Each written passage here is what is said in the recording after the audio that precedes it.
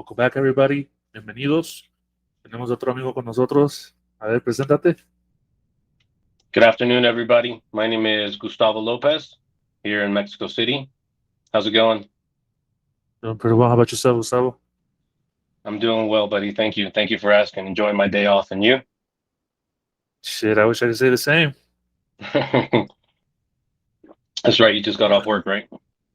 Yeah. So, quick question: what are you more comfortable with? Are you English or Spanish? English. English. I'll throw a couple words in there in Spanish, but yeah, I speak a little bit more English. All right. So with that being said, I know it took us a while to kind of sync up and try to make it happen, but thank you for being on. No, I appreciate the opportunity. Thank you, bro. With that, brain fart. How old were you? How old were you when your people took you to the States, and where did they take you to? When I went to the States, I was about 3 years old. I ended up being in the States for 21 years. Most of my time in Vegas. I mean, we went through California, things like that. My brothers were born in Delano, but most of my time was in Vegas. Okay. So in Vegas, and how old were you when you found out you were getting deported and you were, I was married. I was 23 years old. I just hit my 24th birthday. I got picked up by immigration on a couple days after my birthday on February 15th, and then 3 months later, I was here in Mexico City. How'd you get picked up? If you don't mind me asking. No, that's no problem. I was on probation for some speeding tickets, some things I got into when I was 19 years old, and I went through that whole process. Doing community service. Paying fines and all that, and then they put me on with a probation officer. And then 6 months into my probation, he turned me into ICE. Well, they called me into the office to sign some paperwork. And they were waiting. As I walked in, bro, there was 3 U.S. Marshals with these vests on, just waiting for me. That's crazy. That I remember that happening in Colorado, and they shut that shit down real quick, because it was happening at the probation offices and at the courthouses. Yeah. So they would let you present yourself to court, make your attendance or whatever. Mm-hmm. And as soon as you were leaving the hearing or whatever, they'd grab you. The marshals would be outside ready to fucking snatch you up. And I remember going to jail for driving while under suspension ticket, and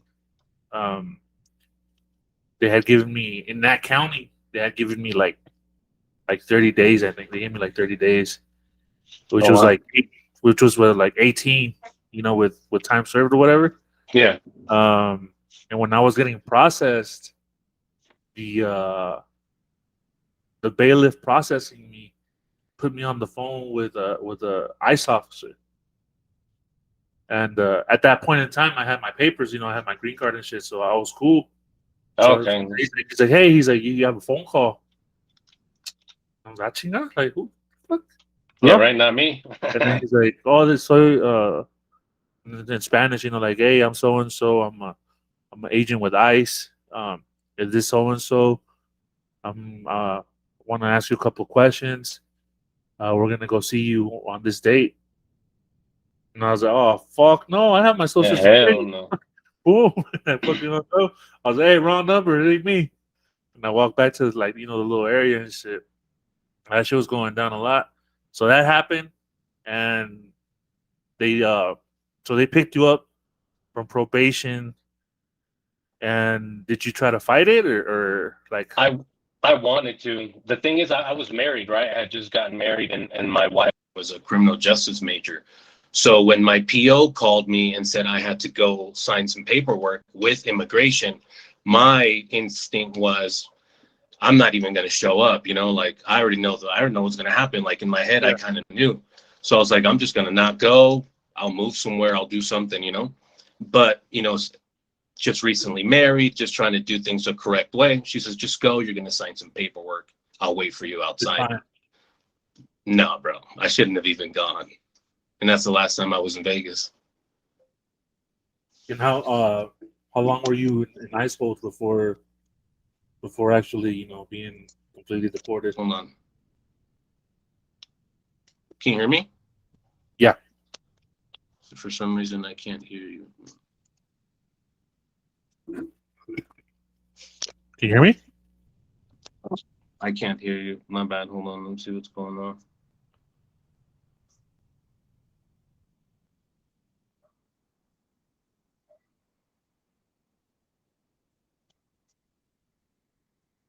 Hello? Can you hear me? Yeah, I can. I can hear you. Okay. I'm going to take you off my headphones, put you on speaker. Sorry about that, bro. No, it's all right. Yeah, but yeah, it was such a crazy process to go through. I never in my life imagined going through something like that, But, it is what it is. And after that, I did want to fight my process, but everybody in the immigration jail, well, I wasn't even in immigration because it was so packed, they put us in county. They were fighting it for a year, for 2 years already. And Yeah. I didn't want to go through that process. I didn't like that was my first time being in jail or anything. So I just wanted to be out and be free and go home or do something. So signed a voluntary departure, and 3 days later I was in the border. Well, I mean, it's already said and done, but I think you would have had a better chance of um, getting a bond, getting bonded out, and fighting a case from the streets because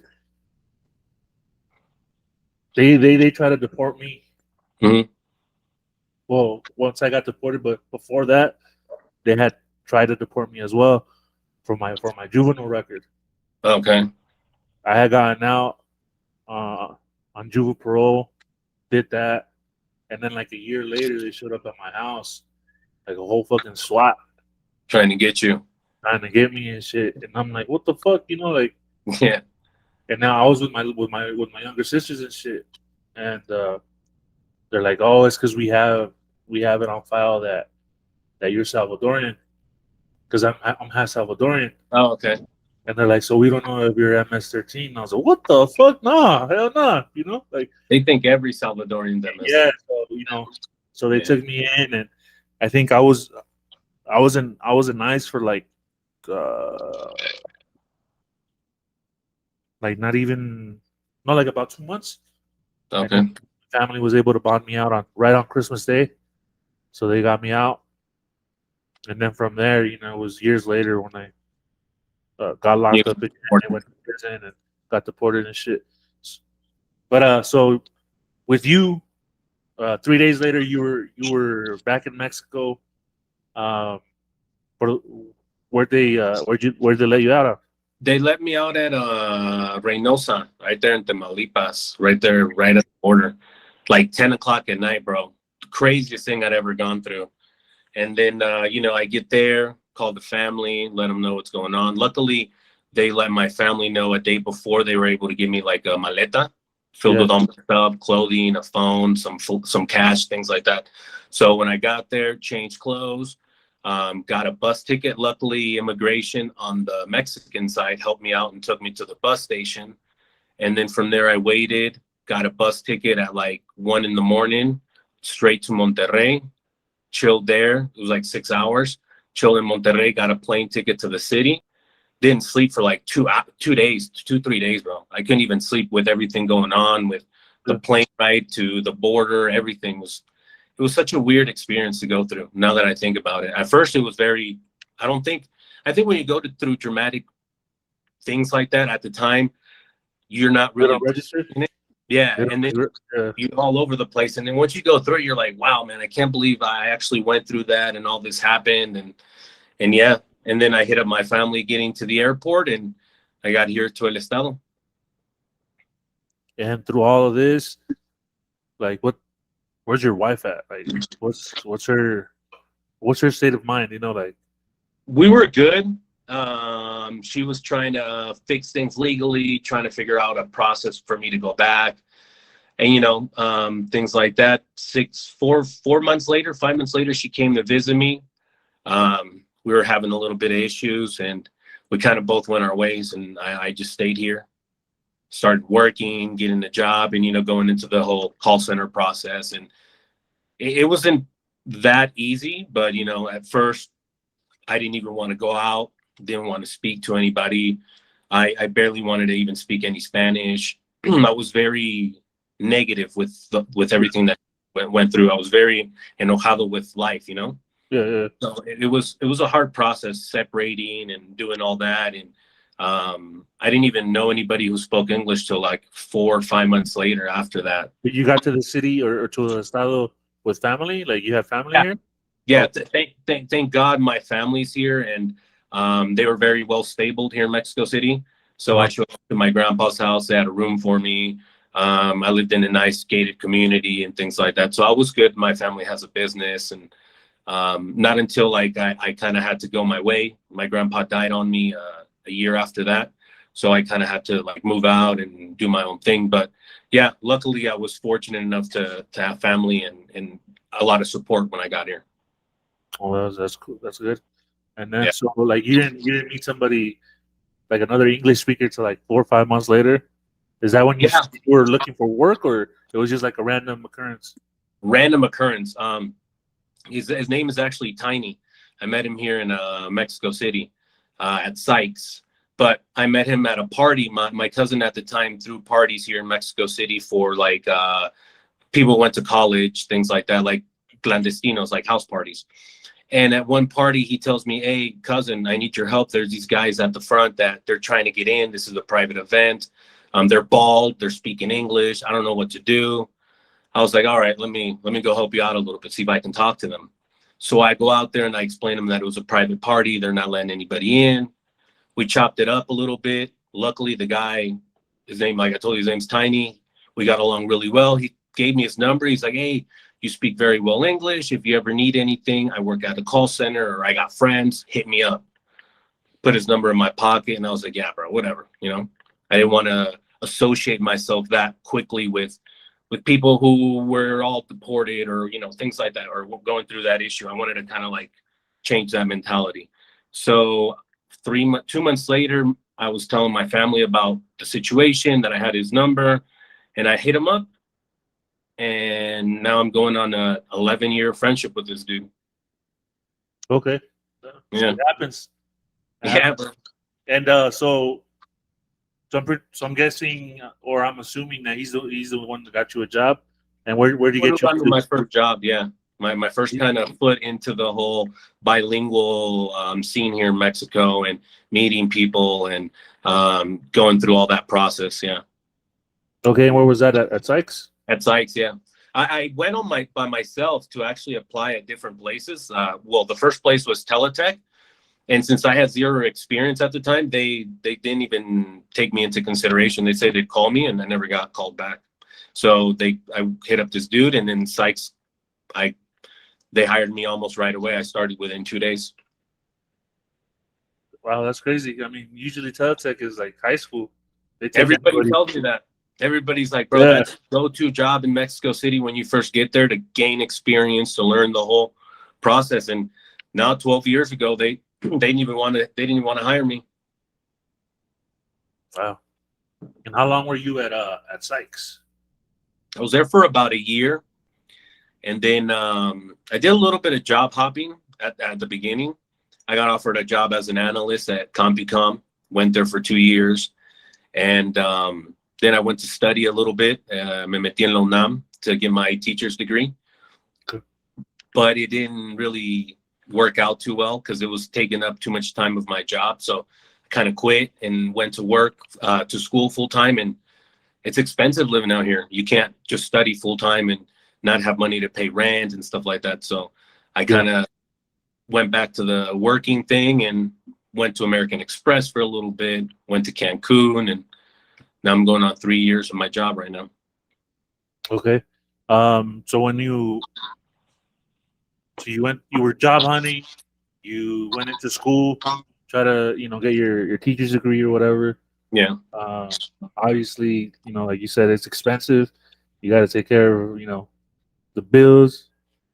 And Mexico City, like when it gets to that point, it can be expensive.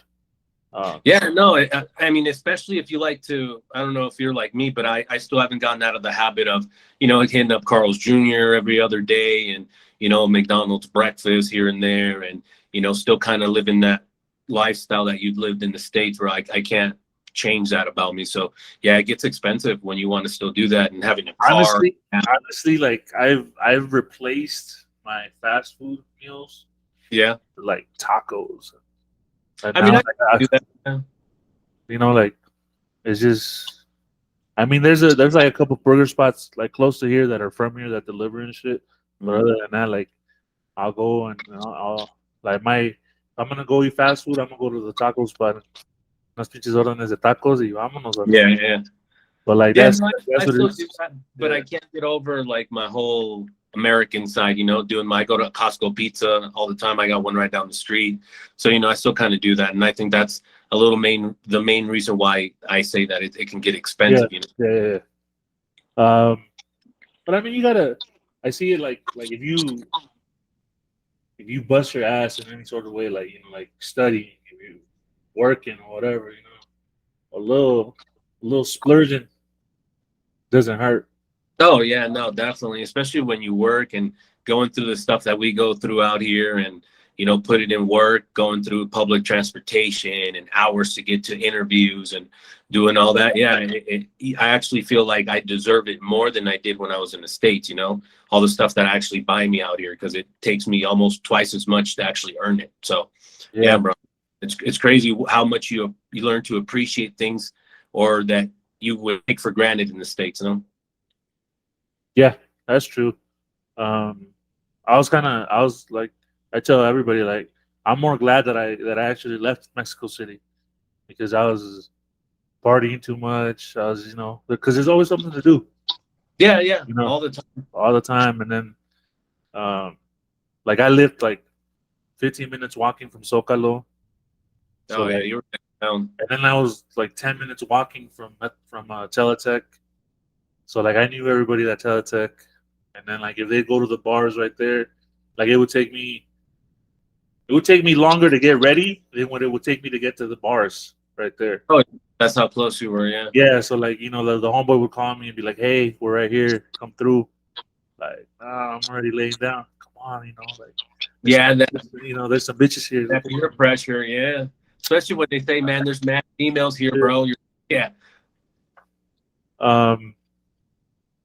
So you went to Cancun, and how long were you out there? bro. I had the worst experience in Cancun. Not worst as in like I had something bad happen to me, but I moved out there a month before the pandemic. I was trying to get a job. I had a homie out there. He says, come out here, check it out. I'm making money, making dollar tips, 80, 90 bucks a day, plus my salary. I was like, bro, I need to step my game up. I need to make some real money. So I flew out there, stayed with him for a couple days, partied, saw the Cancun scene, loved it, bro. Flew back here. Not even a week it took me to sell all my stuff, get rid of my stuff. I quit my job. I told my friend I'm gonna go back. At the time, I was talking to some girl from Cancun that she met me up. So luckily, she rent me a room. Went back out to Cancun, had a couple interviews lined up, and then boom, March 13th, they closed everything in Cancun, bro. And I was stuck out there for 7 months without work, just spending all the money I had saved up on rent, on food, on just chilling, buying AC for the apartment, things like that. And then, Just scrape it by. scrape and buy. And then, having problems with the girl at the time I'm dating, because, always together is not good, bro, especially when you're starting a relationship and things like that. So Yeah. I chose to move back to the city. And, bro, in the city, within 2 months, I had my apartment. 4 months, I bought a car. Te levantas más rápido here in the city, bro. It's easier Yeah. to move around, get a job. There's more friends, things like that. So when you came back to the city, where'd you go to work? You go back to your same Luckily, spot? Luckily, the job that I had left, they were just starting a new project, and the director hit me up. I tend to lead my jobs very well, bro. I do everything good. I give my 2 weeks notice. I don't miss. I try to, do a good job. So she called me, knew I was back in the city, and now I'm going on 2.5 years in that project. And I work for a company that's based in Hawaii, and I chill at home all day, all home based. So it's chill. Nice, nice. Um, so now being back in the city, you 4 months in, and you're back on your feet, and you were doing good and shit. Um, Yeah, thank God. Luckily, yeah. so how long has it been since you've been back at this point? Since I've been back, I'm going on almost 2.5, 3 years from Cancun. Yeah. Okay, and then and then how long have you been deported from? I got back here in 2011. I'm going on 11 years. In April of next year, I hit 12. Okay, so Yeah, long time. yeah, I thought it'd be a longer year, two tops, maybe. Then 5 years hit, and I was like, man. Then when I turned 35, I was like, wow, bro. Never in my life thought I'd turn 35 here. But I actually, it got to a point to where you become thankful, for things that happen, for your situation, for being out here. Unfortunately, like me being out here, I've lost a lot of close friends that I was hanging out with in the States that yeah, got shot or that died or this and that. And I'm like, man, life tends to put you where you're supposed to be at the correct time. And, for whatever reason, things happen, bro. yeah, yeah. I feel that completely. Like, excuse me. Like my compadre in the states, he's locked up right now. He's in prison doing. Last I checked, he's doing like 10, Yeah, see? and he had already gone. Did like 2 years, got out, and then violated parole, and then got another 10. So with whatever he had on top in his tail, he's probably doing like 12 or 13, But like he was like That's one of the persons that I was, like if we weren't always together, he was like my go-to, like if anybody wanted to get a hold of me, You're with him. yeah, or they could get me through him real quick.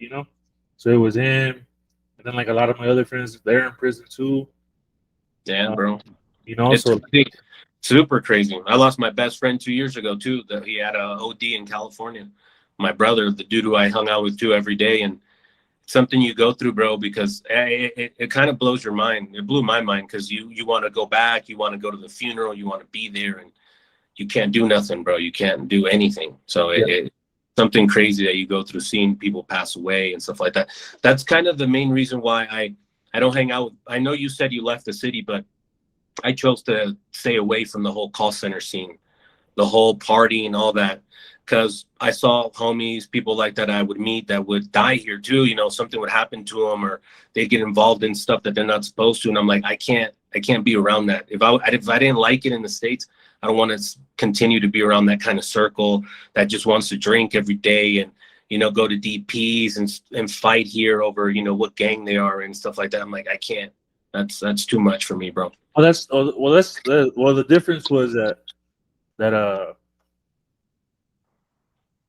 like I was sober like the first year I was out deported. Okay. So like my first few months at Teletech and shit, there's that there they used to have that gym on the first floor. So I Yeah. was going to the gym. I was cool with the trainer. And I met more friends through him and that other guys that would go train. Yeah. And like I even started going to parties with a trainer, Nice. Yeah. just hanging out with them and stuff like that. But when I started drinking, like I kind of like broadened my like or widened my circle where I Yeah. started hanging out with more people. And um, sometimes it was like some of the homies from there, um, and just other people because like I always tend to get along or try to get along with like a few people here and there. Yeah. Um, and one of my closest friends at that point that I had made was the the homeboy Canada, and just me and him were like would always vibe, you know, and we were like really really close, and it was either like go to the bars with him. Um, he had his own little apartment, so it was either party at his apartment and just pull people for the after party or whatever at his apartment. And like he was like kind of like I felt at that point in time that it was like that we were like on the same tip, like we weren't really trying to get into like bullshit with the homies and Yeah. Just do your thing. just do our thing and this and that. But because I was like really hanging out with a lot of people, like I was drinking like every day. Yeah, I went through that. So like I was clocking out to go to drink and just go Showing like up to work go, live, no? yeah, vivo. And then like when I feel like el bajón, I just me desconectaba. And I just walk out, and fucking go for a beer to the 7-Eleven or the bar if it was open. Just go smash 1 or 2 beers and rush back, boom, boom, and go back on the phone. And like the supervisors wouldn't really say much because my shit was always on green, so my numbers were good. Yeah. But they'd be like, "Hey, why, por qué te desconectaste? Or what's going on?" And I'd just be like, "Oh, it's because I had diarrhea or whatever." They're like, "Oh, okay, but you got to be careful with that. You're gonna get in trouble." So like, like I was golden, and sometimes, and I remember from Teletech, like I went missing for like 4 days. I didn't show up, no call, no show, no nothing. And then when I went back, the deadline, right? Huh? The 4th day is like the deadline, right? No, actually, I think it's like the 3rd day is the deadline. 3rd day, yeah. But I went back. My batch still worked. Went in, sat down like nothing, clocked in, everything. And then the supervisor said, "Hey, what's going on?" I was like, "Well, look, I got this and this and this, like a whole little situation and shit." And I was like, "I need my schedule changed or I'm gonna have to quit." Yeah. And they're like, "Well, let me look at your numbers and we'll see what we can do." Like an hour later, bro, she's like, "All right, starting tomorrow, you come in at this time." She's like, "But we want to make it work. You're a good agent and this and that." You gotta let it go. Yeah. She's like, "All right," but I got a different opportunity. Well, like I left Teletech. I got another job, more money or whatever. And from there, the opportunity came to move. Nice. And like I didn't have nothing holding me back in Mexico City, Yeah. That's why I'm always like, yeah, I get the opportunity to go somewhere, bam, let's roll. So like, so I took off, I went with the wind. Fucking what I didn't realize is that I was so used to the life in Mexico City that the first couple of months here in Querétaro were hard. Used to, right? Yeah, because Querétaro, it's a growing city, but with a small town vibe. You know what I mean? Like, yeah. Friday, some of the bars close at 10, bro, or 11. So I'm getting ready to go out. Yeah, so I'm like, what the fuck? And I remember the first time that we had gone out after moving over here, went to this little bar, and it was like a bar by the house because we weren't trying to do anything too wild and shit. Yeah, but it's a Friday night, it's a bar. You figure it's gonna be popping? No, not even popping. But I'm thinking like it's a Friday night, it's a bar. I'm thinking at least like 1, like midnight. Bro, it was like 10 o'clock and the fucking bartender kicking us out, bro. Like, jóvenes, you gotta go. And like, I mean, we had been fucking buying all kinds of drinks and fucking buckets. Getting faded. And we're like, hey, pues aguantanos. He's like, no. He's like, I gotta close. You fucking That's crazy. But Querétaro's huge, bro. Querétaro's huge. I mean, but at that time it wasn't like that. Like it's grown now. Yeah, I mean, I just went out there for the first time 6 months ago, bro. I was amazed. I was like, man, this is a huge ass city. Oh yeah, it wasn't that big. I went to Denny. Yeah, there's 2 of them now. That's what I heard. I drove all the way out there just to have me some Denny's, bro. Yeah, fucking, but 5 years ago, 6 years ago, when we moved out here, when I moved out here, it wasn't Yeah. like that. Like all that where that Denny's is at Yeah. in Juriquilla. That's the Yeah, one that all you. the way up in the cerro. Yeah. Yeah. That one, well, that whole area over there It was looks nothing. all brand new. Was nothing but fields, bro. Okay, yeah. You know, like that, like it wasn't. It hadn't expanded that further out. Yeah, it looks like it's growing a lot. Yeah. A lot. Over here, like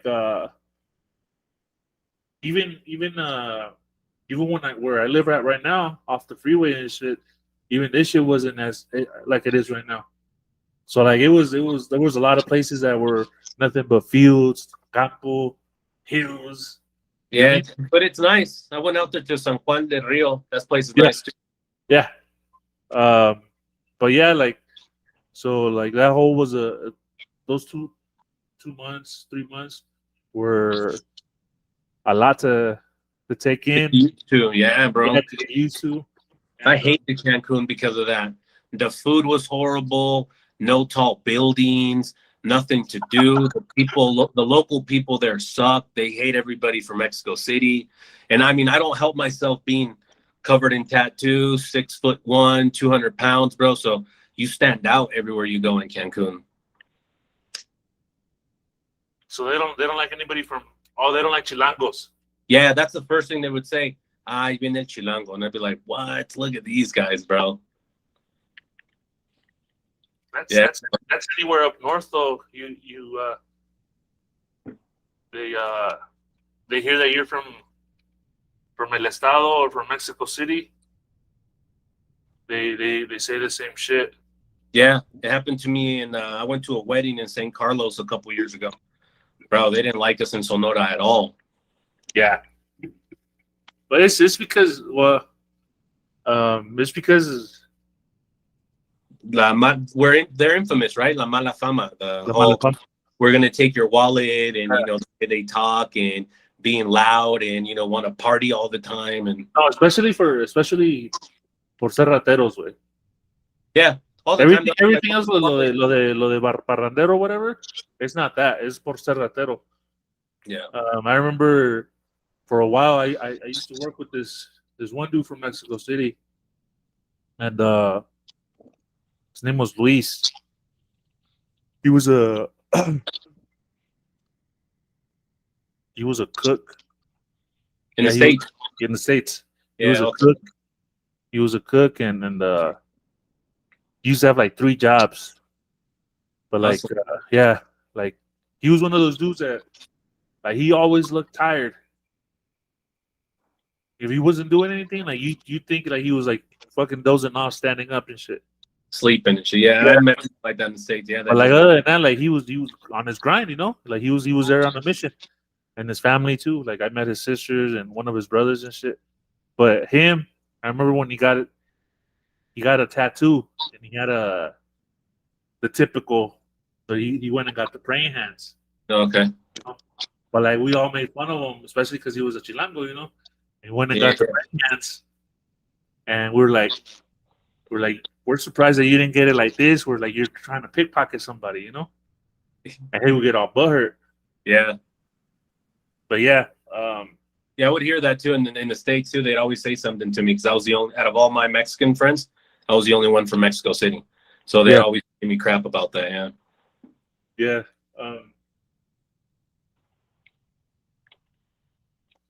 So with being back in Mexico City and going on 2.5 years at your current job, and you've been here for 11 or 12, going on 12, right? Yeah, going on 12 in April. Yeah. Yeah, bro. I was even in a motorcycle accident a couple years ago in 2017. Yeah, bro. Right there in Periférico. When AT&T moved down to Mexico City, I was wave 2. They were looking for starters, you know, to be eventually managers, supervisors, things like that. We trained over in Red Oaks, downtown by Seul, and then from there they got the building in Toreo. Back during that time, I used to ride a bike. I used to ride a motorcycle, and on my way to work one day, some guy cut me off, and I didn't even remember. I woke up on the floor. I had 235 days de incapacidad. I had surgery done on my abdomen because I had a hematoma. I was getting shots in my knees and my arms. It was crazy, bro. Damn. Yeah, bro. Yeah, I seen some fucked up accidents with dudes or with people on motorcycle. Like a few years ago, here. Well, I mean not here, but like further down, like on the far side of downtown. Uh-huh. Like say you're getting on 57, trying to going towards like Guanajuato. Okay. Uh, this dude on a bike, and the person riding with him. He was with somebody. Yeah, he was with somebody. Dude, That- they got. I don't know if they got like sideswiped or rear-ended. I don't know that exact detail, but they ended up in pieces Yeah. Fuck that. because they started rolling. The bike broke apart, and they were just going so fast that when they started rolling and you know like just the friction and the impacts, Yeah, yeah. they It's ended crazy. up, their bodies broke apart. It's They're sad. Very sad. I see them here all the time too in the city. yeah That's why I don't get on bikes no more. I mean, I'll use them around the block. You know, my dad has a bike and my cousins, but I don't get on motorcycles no more. I got my little Chevy and I'm good. yeah. Or you gotta go around in the crowd like bikers doing shit. Yeah, bro. That was my problem. I got me confié. I was going fast, going in between cars and, doing my Yeah. thing. Nah, pues entonces that was abusivo. Yeah, it was mainly my fault. Yeah, I don't blame anybody, bro. But yeah, I've gone through that, moving around the city, paying rent, having roommates, things like that. Lived in Coyoacan for a little bit in El Centro, but I always end up coming back kind of to like the suburbs to El Estado. Oh, okay. And with all that being said and done, like now that you obviously it sounds like you become more comfortable and you're accepted, you know what it is and shit. Like Yeah, have you gotten into anything else to expand your projects, your growth here in Mexico? here in Mexico, there's a couple things I got lined up I want to do. Um, I wanted to do something involved in tourism, something that I can use my English for, or if everything gets, I want to get my visa. I've been here for quite a while, so hopefully I'm able to do that next year and prove that I've been here for so long. I have property under my name. All the requirements that I'm trying to do. So that's kind of like my plan for the future. But yeah, it takes a while for you to actually kind of like mentally put it in your mind that you're here, and no matter how much you get mad, no matter how much you want to go back, and you have to do what you got to do. And for me, it wasn't until my family was able to come visit me. My mom got her paperwork during the time that I've been here, so she comes last time. That's why we didn't get together. My mom was here. She's coming back in a couple months. My brothers come every couple years. Now they can't so much because they got kids, but that helps you out a lot. And meeting the correct people, having the right circles around you, kind of helps you. You met my friend Cindy and her husband Mauricio, and when I met them, everything kind of like fell into place. We go to baseball games, we do things that we would do back home, so all of that kind of helps you out a lot. And obviously your family, like your parents, your mom, she knew when you were still like in a negative headspace, and when she saw the switch, you kind of like, because it shows, right? Like when that Oh switch yeah. happens, of course she probably felt more at ease, but like, what was her reaction? What was her like reaching out to you and be like, hey, well, I see that you're doing better, or, She's a lot happier because at first it was always when you would talk to your mom. I'm very emotional, so I'd be sad. I'd crying with my mom, telling her that que no me va bien and I don't make enough. It was always negative at first, But now I can tell when she calls me, she's a lot happier because it's always positive things. It's, oh, I'm working, or I'm out with my friends, or I'm out doing this. I try to keep myself preoccupied so that I'm always kind of doing something. I go walking all the time. I go downtown by myself. Before, I would have the tendency to like kind of be with somebody, have a girlfriend, or I've lived with 2 girls here. But ever since I kind of got out of that funk of needing somebody around me all the time and not feeling lonely, everything kind of went up, and everything started kind of like falling into place. And not a lot of people are religious and things like that, but for me, it was like kind of like when I kind of like accepted more of my faith and kind of like accepted that God puts everything in it where it's supposed to be and aligns everything, everything changed for me, bro. For me, you know, I've never been a believer. I was born Catholic, but I was always kind of like an atheist, did kind of like my own thing, never went to church or nothing, didn't do my first communion. But once I kind of opened myself up to that a little more, it changed for me a lot. That's good. I mean, like everybody finds it in a different way and a Correct. different like like me personally, uh, I'm more of a believer like in self, like you know your self will, your willpower, Correct. Yeah. and then like being in Mexico. Like my plan to being in Mexico was only being here 6 months, just to get to Yeah. know my dad's side of the family, you know, and then taking off, um, because I found him online and shit, you know, Nice. and then when I met him and you know I was with him and shit. My plan was just, you know, 6 months, spend time with them um, before I go back because, you know, like in my mind is like I'm gonna leave, I'm gonna go back, And I'm never coming back and I'm never gonna, or it's gonna be a long time before I make any other move to get me back here. Yeah. yeah, to shoot back, you know.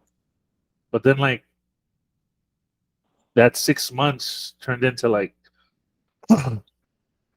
7, I think 7, 8 months, and then I moved to Mexico City, and then that was another 8 months, and then I moved to Querétaro, and then my cousins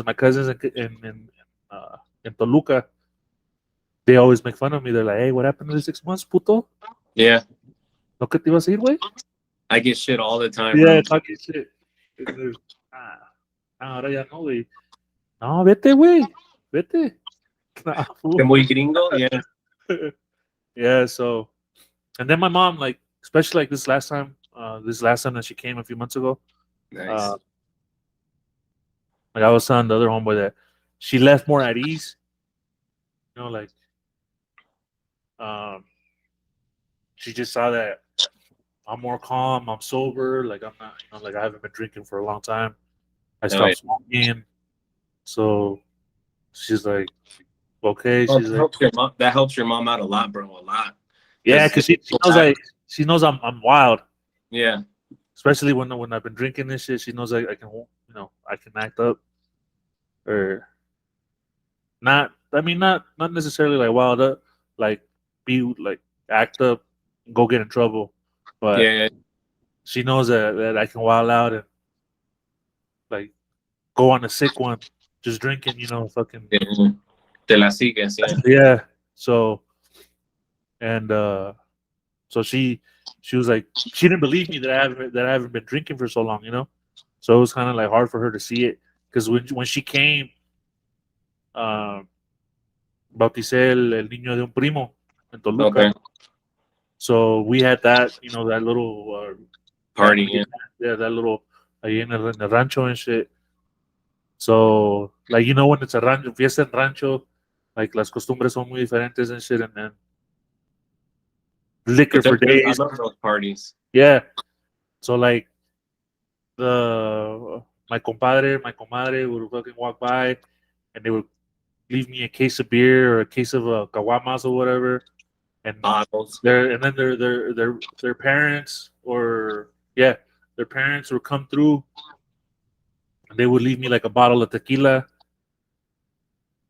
and then It's hard. like, That temptation.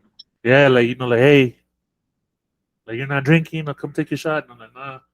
I was just getting everybody else around me fucking fucked up, like pouring everybody shots and giving beers away and shit. Like, here, drink it, drink it, drink it.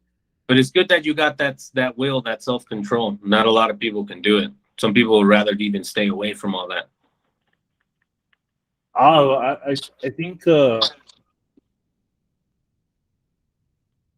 I think staying away from it, bro, just It's makes you work. weak. Just Yeah. makes you weaker, bro.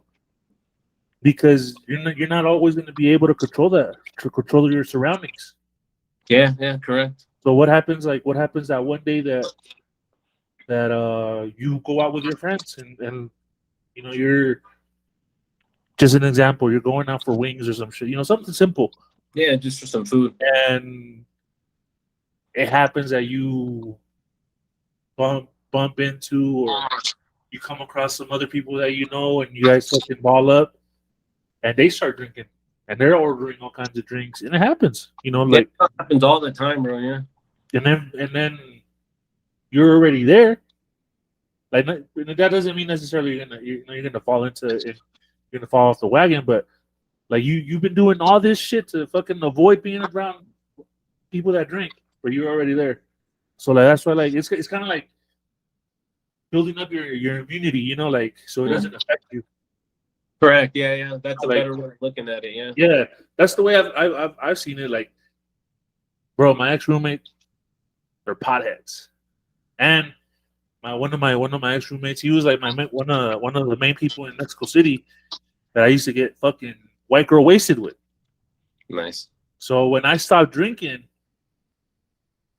and this motherfucker was still fucking drinking nonstop here, or we do store runs, and I go fucking buy monsters, and like un refresco, and this motherfucker's buying caguamas out the ass, and then he's like, "You sure you don't want to drink? Just one, fool." Good, Yeah. So I'm like I said, like, I'm a really strong believer in willpower, and That's good. like, You have to. I think it, like, I pat myself more on the back for stopping smoking cigarettes. It's hard. It's probably the hardest thing to do. Yeah, because that's been my biggest struggle. Because I've been a smoker. I've quit smoking bud. I can quit anything, but cigarettes was probably, I left it for like 4 years, but through the pandemic, I started smoking again. Yeah, well, I mean, I've been this heavy smoker since I was a kid, bro. Like, like I started working when I was 12, bro, at a restaurant bar right across the street from the Rocky Stadium. Okay. So I would only work on game days. But like, I was, being 12 years old, I was getting, I don't know, 50, 60, 70 bucks tips. Yeah. And whatever shitty little hourly wage, like $2 an hour or whatever they were paying me.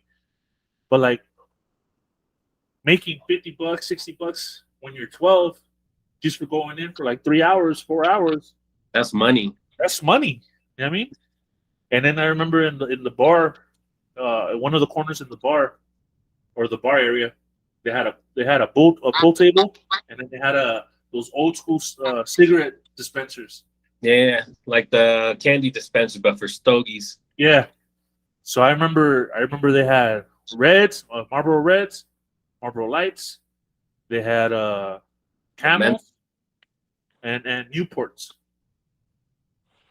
And I remember that every time I fucking get paid, I go and buy a pack of Camels, and it was non-filters, bro.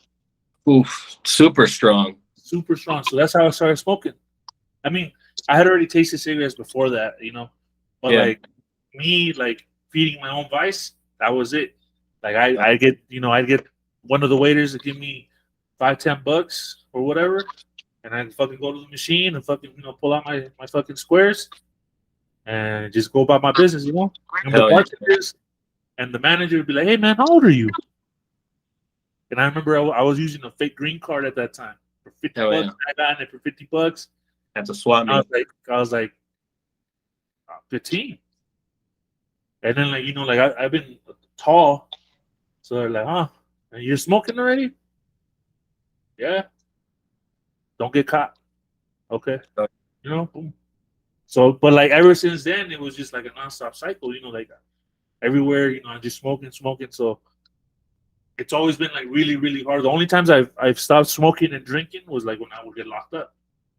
Yeah. And then like the first thing that would happen, boom, boom, boom. As soon as I get out, it just go back to smoking. A pack of smokes. Yeah. Pack of smokes, and then just this last time that I stopped smoking, like bro, I was smoking like a pack of cigarettes a day. Oh no, that's too much, bro. I smoke like 2 a day, maybe.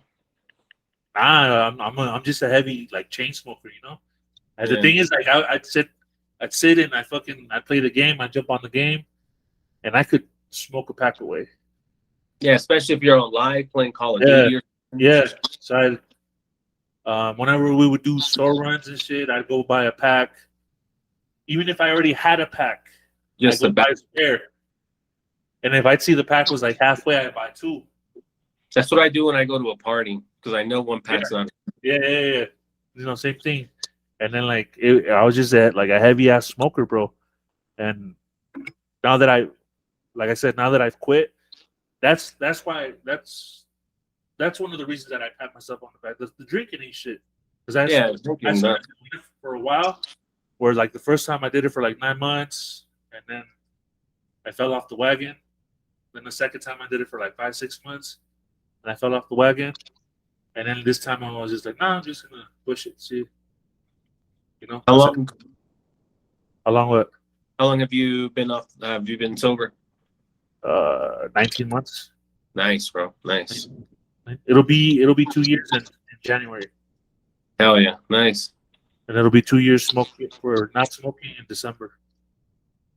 Dang, that's a long time. The first 2-3 years was like the hardest not smoking. Yeah, I can see that.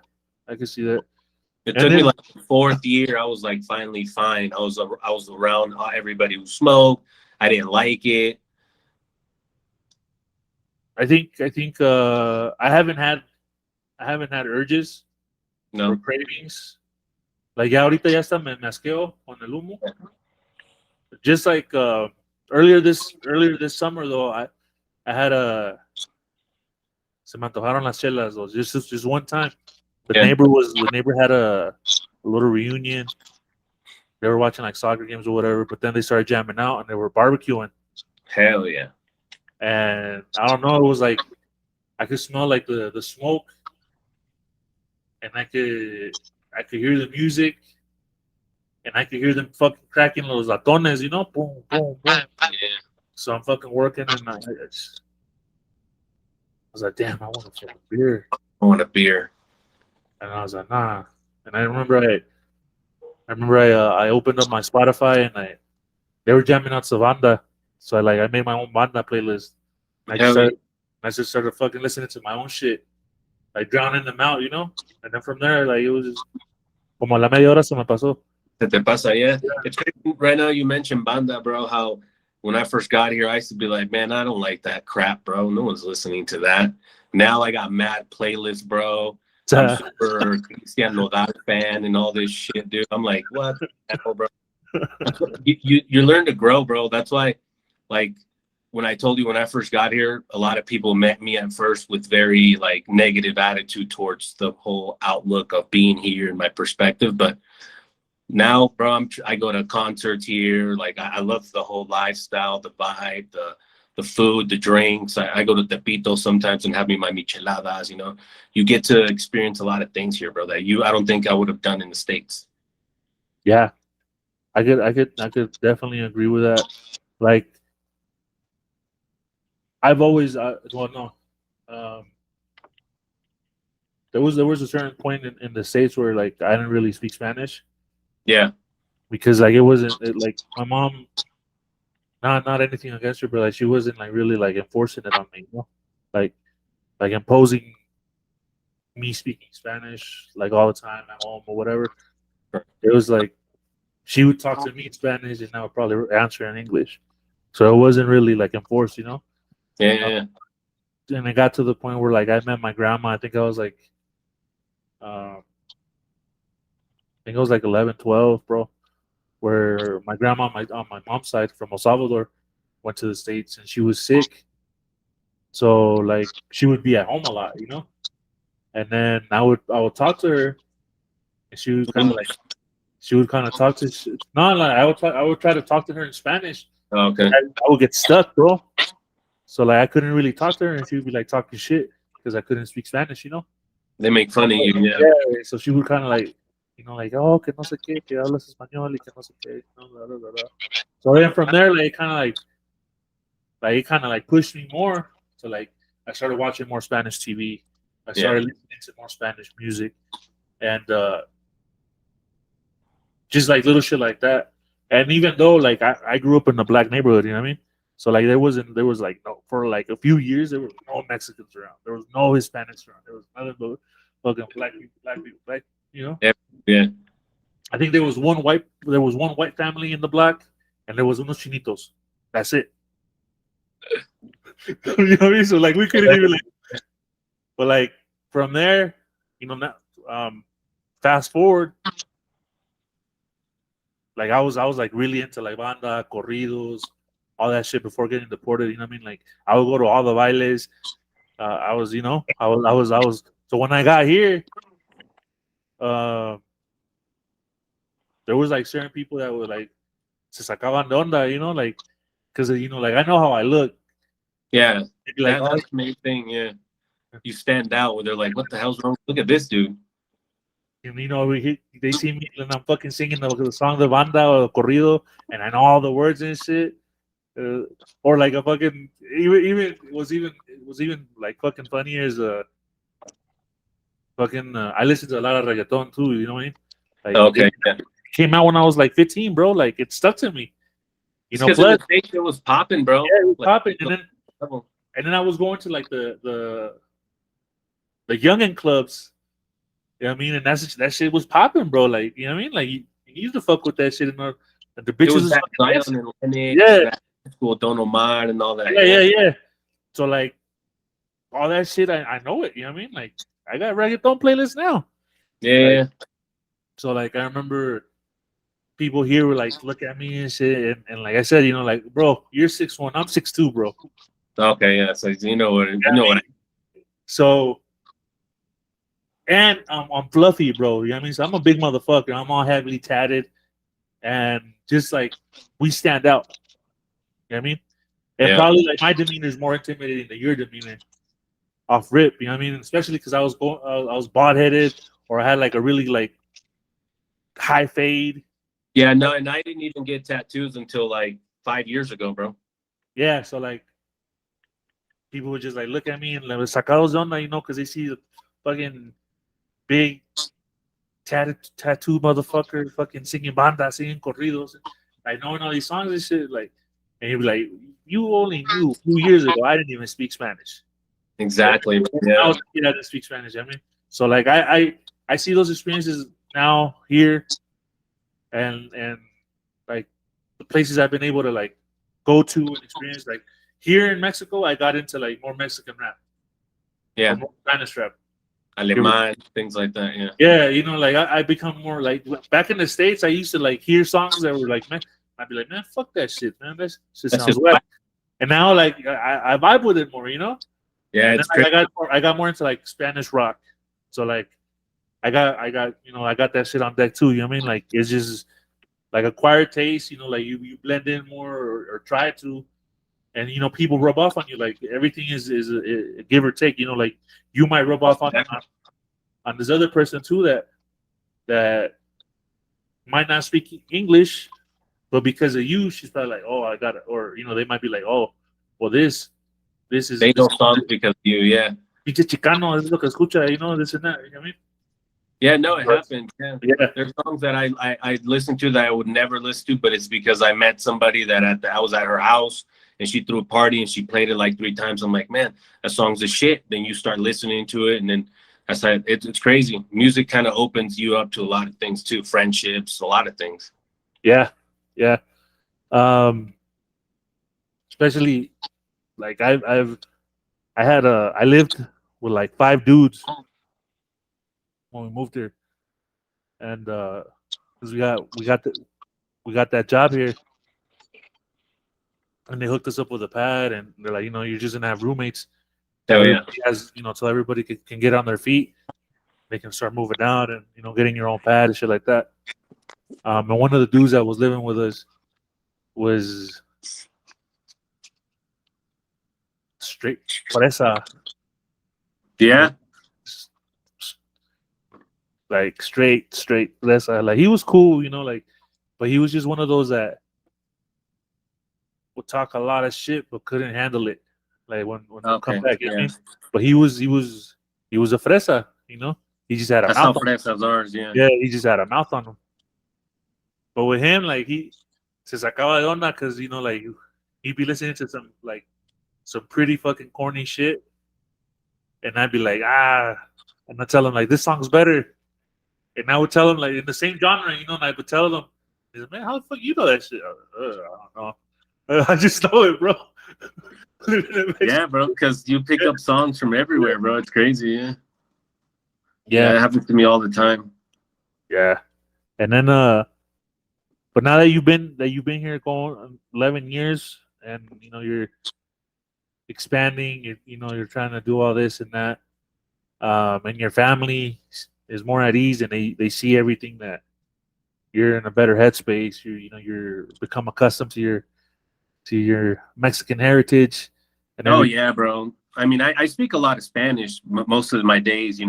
Only at work I speak English, but I feel more comfortable speaking English. But yeah, dude, I remember the first couple times she came. I was renting a room. She couldn't stay with me. Things like that. I didn't. We were getting around on taxi. I was kind of down and stuff like that. And now she comes. I pick her up at the airport. She stays in my apartment. I have a 2-bedroom apartment, fully furnished. So she feels more comfortable seeing me like this. She's happy as hell, because Yeah. before it was like, I want to go back, I want to do this. Now it's like, oh, come visit me, or I want to go here, I want to visit other places. Like, your mentality changes completely. Yeah, yeah. This last time my mom came, and I have a 2-bedroom. I'm renting a 2-bedroom house. Nice. Stayed in the bedroom, and my brother and my sister came, so they stayed in the other room. It has a big ass sofa cama, so they were there. I was sleeping in the living room or whatever. Hell yeah. Like the worst thing was like the whole Uber thing, because it was a lot of us. Yeah. But other than that, like my mom liked it, and she like I said, she felt more at ease. Um, just seeing the whole, like, my whole situation was different now, and like my whole vibe is different. And then, like, how home office is, like you're chilling. Yeah. Um, it's way different than you being on site. It So changes everything. I yeah, didn't like it at first. At first I was like, man, this is gonna suck. I'm gonna have to work and be at home.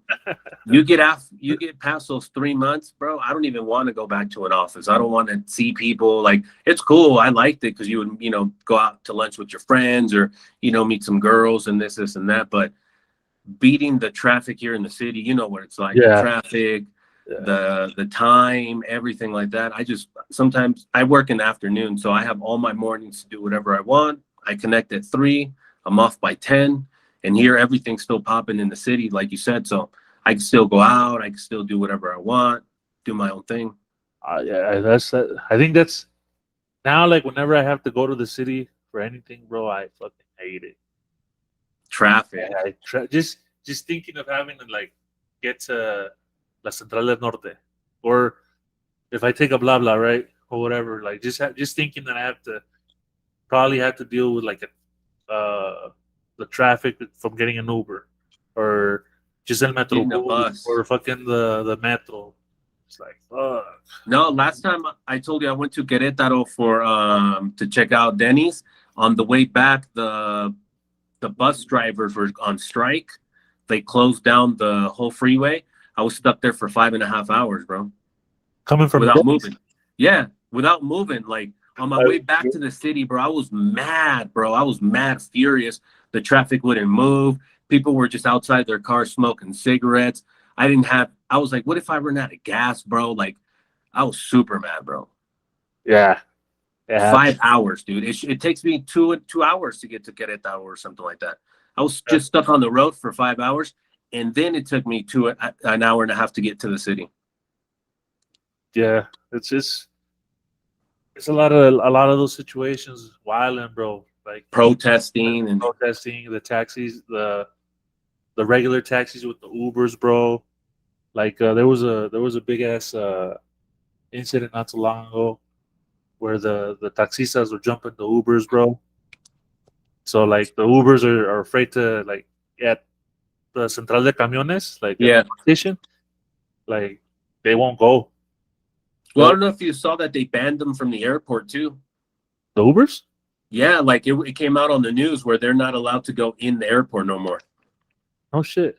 Yeah, bro. Like I don't get it. When I was in Cancun, no Ubers. All the people who did Uber was through WhatsApp chats, and they were like friends who would recommend you to because they were very banned, and the taxis didn't like them, so they never let them inside of Cancun. No shit. Bro, blew my mind. I was like, these dudes are some haters, bro. I don't want to ride a taxi. Like, I mean, nothing against them, but some of them are very old. They're beat up. The people are very rude. Here in the city, sometimes they even stop and they ask you where you're going, and they tell you, I'm not going that way. Exactly. A lot of things, bro, that you're like, man, I don't even want to. No, I'll just deal with Uber. Yeah, like that's wild. And like I wouldn't mind. Like me personally, like I very rarely get a fucking taxi or an Uber now because I'm home based or whatever. Yeah. But like when I do is like from the bus station or whatever, you know. And these dudes is trying to charge me like 300, 400 pesos to come to my house. Like, bro. Easy. And they're like, oh, let's look at this. Like, bro, why the fuck am I gonna pay you 400 pesos or 300 pesos? I'll just take a bus when I can just walk my happy ass like right there, get an Uber. The motherfucker's gonna charge me like 130. They lose so much business doing that, bro. You know what I mean? Or they, like you said, they tell you like, oh, pa allá no voy. Yeah, I hate that. Pisses me off. I'm like, so you're not a taxi driver then? Yeah, like what the? So why you can't pick and why choose? You ask me? Yeah, like what But yeah, fucking. But yeah, they So like the Ubers here now, like they'll drop you off if that's your destination. But like if it's a pickup, they'll tell you like, hey, you gotta walk out. You gotta walk out. Shit like that. I think it's super fucking ridiculous. But like because they were fighting, they were jumping them, they were because they know they're taking away their money, bro, because of their service that they give and the way they act and everything. Yeah. Fucking nuts, bro. And you take it to the estación right here, the Camión del Norte? When I get the bus, yeah. You hit up Popeyes yet? I can They opened up one at the station right there. En la Central del Norte? Yeah, a Popeyes right inside, bro. No shit. I've already been there like 3 times, bro. Yeah. How long is this? How long ago was this? Like 4 months, I think.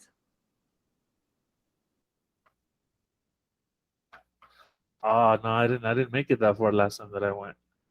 No, you gotta come hit it up, bro. I just went like 3 months ago, I think. No, I went like 2 months ago. Because we were supposed to do like a live session at the homie's house right there in Cuautitlán, Izcalli. Okay, Izcalli, yeah. They have a Church's chicken out there. Yeah, well, they have churches here, but like I was going there, and for some reason, I guess I don't know what the fuck happened, but the bus didn't stop in Izcalli, so I made it all the way to Observatorio, and I had to fucking ride back. Oh man, that would have pissed me off, bro. That's far like, from bro. Like, Izcalli to Observatorio. I was lost because this is my first time fucking taking this shit to fucking Izcalli. Yeah, yeah. So like I didn't know where like the bus went, you know what I mean? But like I'm And the homeboy's fucking telling me like, "Hey, bro, when you hit this, you're gonna see this." And like he's giving me the rundown of what Yeah. I'm supposed to be seeing. I'm like, I don't all see right. none of that. And then I was checking on my Google Maps, so I'm like, "Hey, bro, I'm close. Like I'm like 20 minutes away." And he's like, "Shit, I'm only like 10, bro. Just let me know as soon as you touch down, so I'll be there." Pick you I'm up. like, yeah.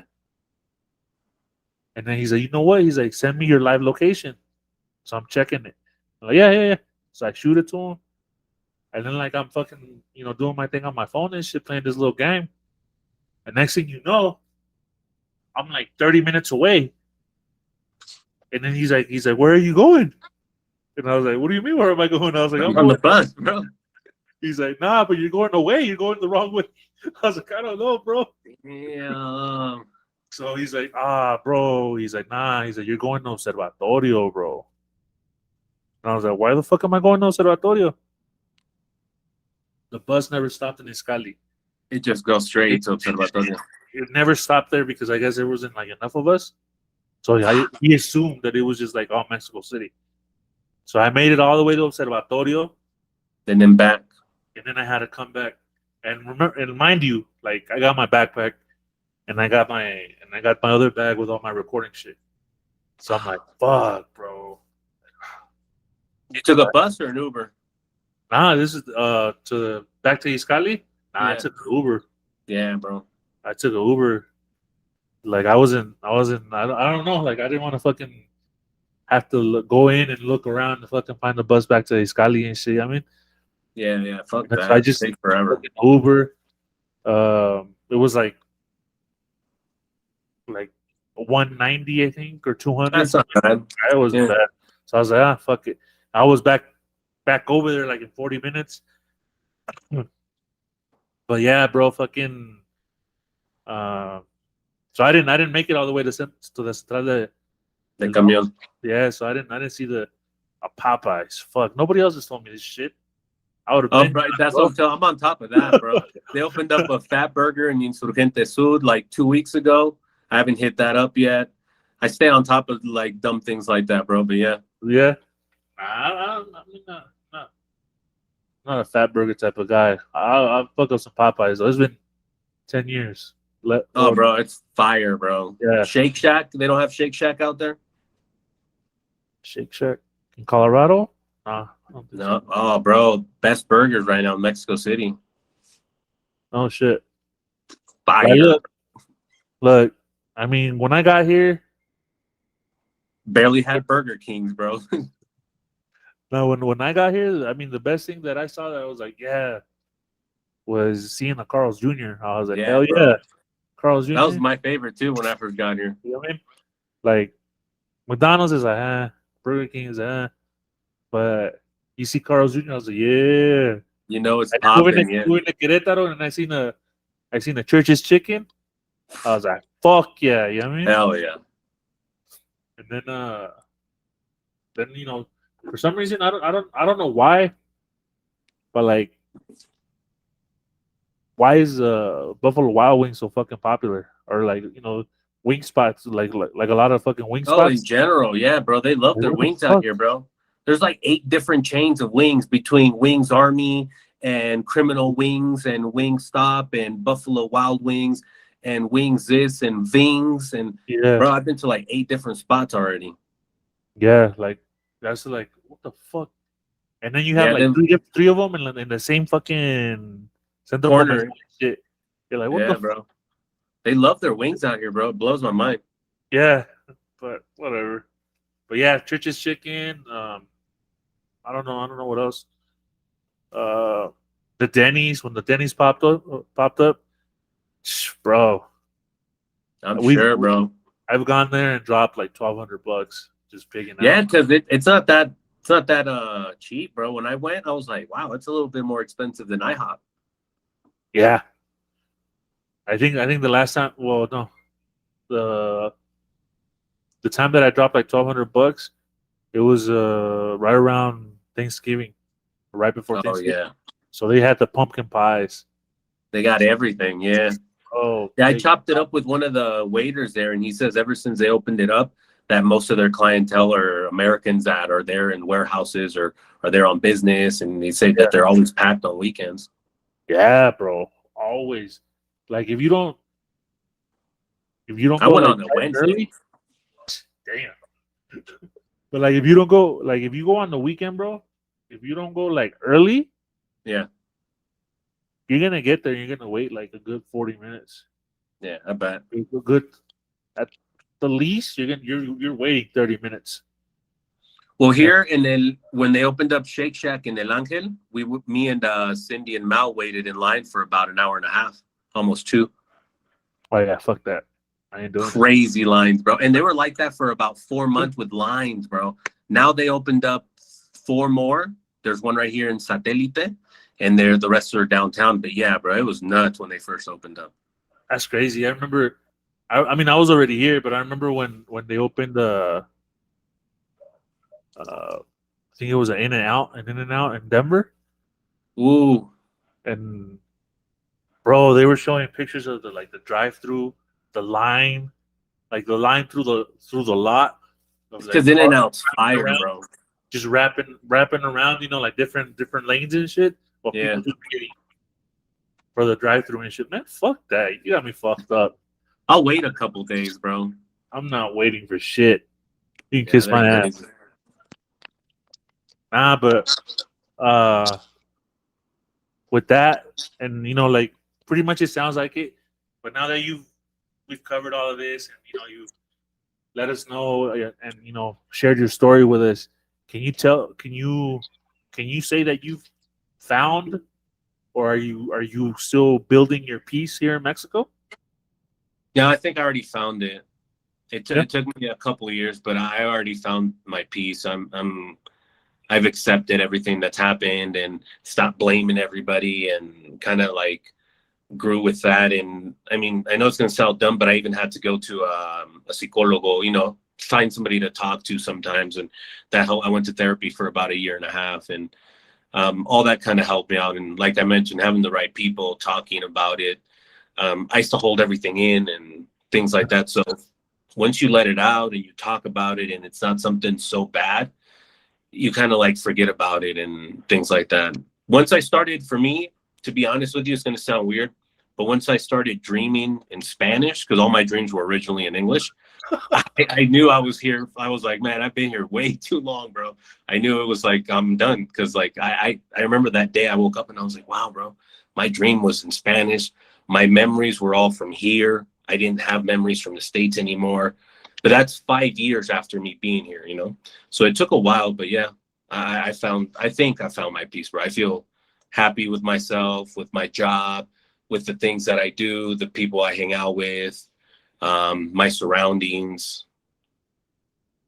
that's great, man. Like you getting therapy and whatnot. That's something to commend. Like a lot of people don't or a lot of people underestimate how important mental health is. Oh yeah, I used to make fun of people who did it. I used to laugh. I used to be like, I don't need nobody to tell me how to live my life and what I need to do. But it's not about that. It's about sometimes you need to hear things through a different perspective or need Yeah, somebody else to comment on something and make you look at things differently. And all that helps you a lot, bro. It does. At first, I was very encerrado. I used to be like, nah, I'm not going to go to. My mom used to tell me, look for therapy, look for some kind of help. But it'll change you a lot. It'll change the way you think about a lot of things in your life. yeah. Um, this other friend too, he did the whole therapy thing, and um, here in Mexico, and it helped him as well.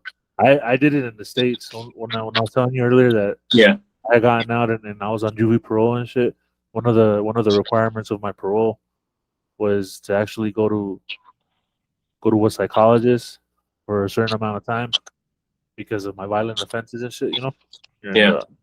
to for anger management and all that shit through the psychologist because like especially like when juvenile offenses they want to know like everything like so I had to do that shit as a kid and now like I said, uh It's Either because one.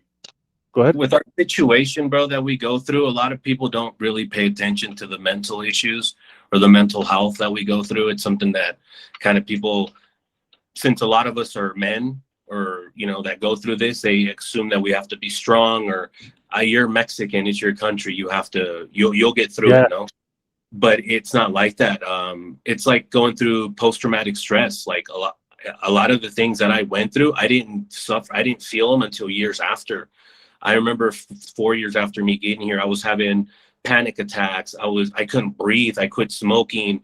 I was like going through these situations where I had no way of explaining it. And that's why I went to therapy. And they were telling me it's because you bottled everything up. You don't talk about what happened. You went through an experience that was very dramatic, my motorcycle accident, a lot of things that happen, things like that kind of build up and your body reacts and it has to let it out somehow.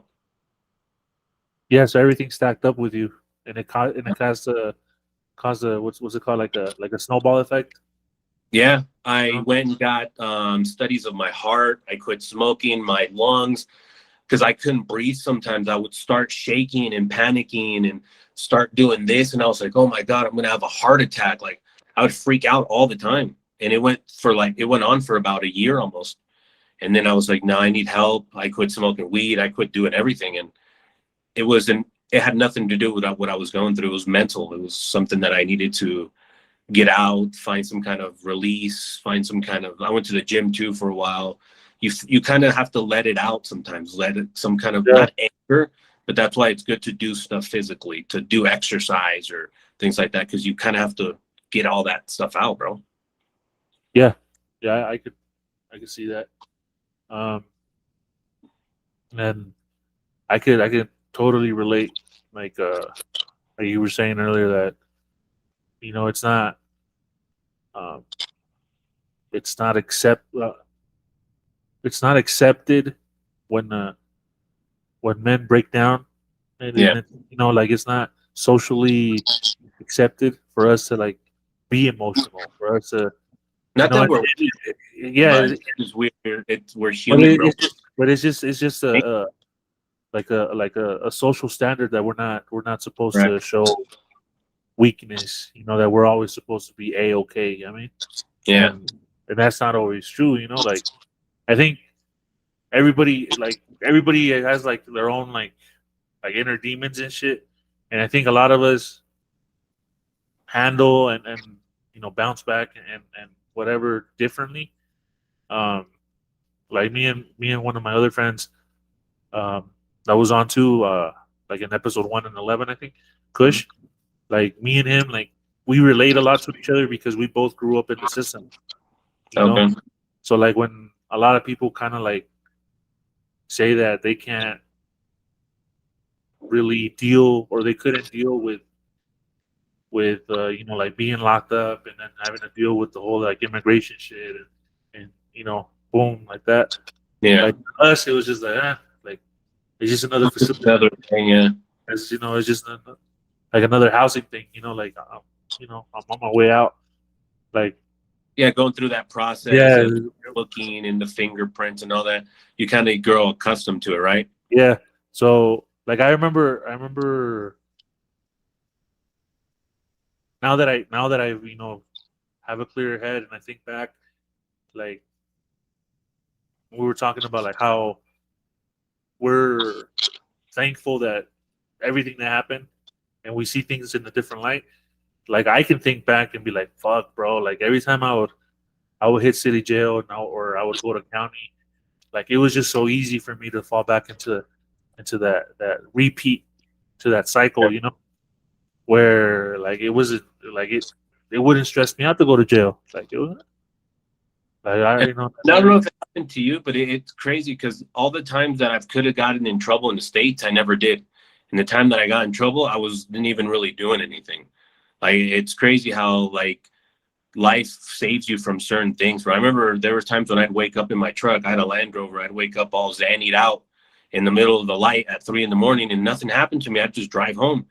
And then the time that I got in trouble, I was at a gas station. I was completely sober. And it's crazy how life happens, bro. How you go through all these situations, bro, and you bounce back. And I don't know. I didn't really like I said, I didn't grow up in the system. I only got in trouble that one time. But yeah, bro, I can imagine how that is, you know? Like I have a cousin who just got out from doing 12 years, and the way I talk to him and the way he is, it's different. The way he tells me, he's like, bro, I've never seen a phone like this. And I'm like, bro, like it's an iPhone 9 you're on, right? Or 8 or something.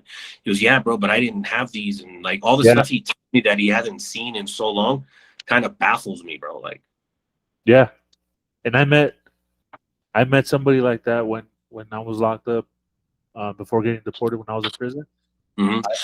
I became friends with his older white cat, and he was from Massachusetts, and he had gone to Colorado, got caught up in some shit, and they slapped him with ears.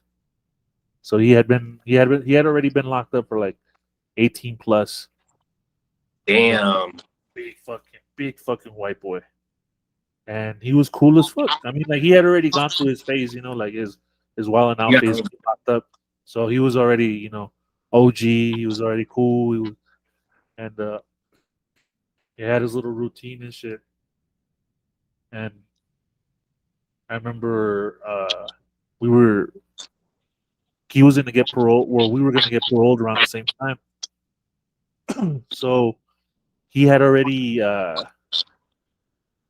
set up with his family or whatever. You know, they had sent him some cash in advance. He already had, you know, the couple things sent to his property. Yeah. He got out, you know, he had a phone on him. He had some clothes, some decent clothes to change into, you know, cash or whatever. But he's telling, you know, I remember him telling me, and then he's like, "Hey, man, mind you, 18 years plus, like he doesn't know what a smartphone is. Yeah, he doesn't know what the internet is, you know, like." And he's asking me, he's like, "Hey, man, like, I'm gonna get out." He's like, "They sent me a phone. I got this, and I'm gonna, you know, boom, head out to Denver, whatever." He's like, "I'm gonna get a flight. I'm getting the fuck out of Colorado."